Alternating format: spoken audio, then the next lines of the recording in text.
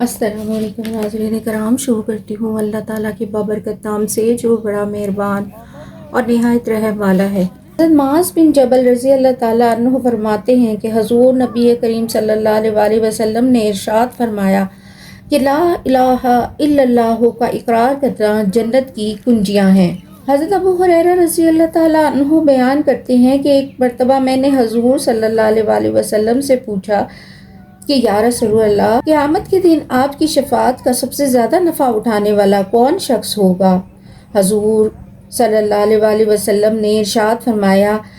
کہ مجھے احادیث پر تمہاری حرص دیکھ کر یہی گمان تھا کہ اس بات کو تم سے پہلے کوئی دوسرا شخص نہ پوچھے گا،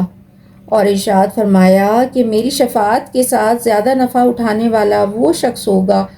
جو خلوص دل کے ساتھ لا الہ الا اللہ کہے۔ حضرت ابو دردہ رضی اللہ تعالیٰ عنہ سے مروی ہے کہ حضور صلی اللہ علیہ وسلم نے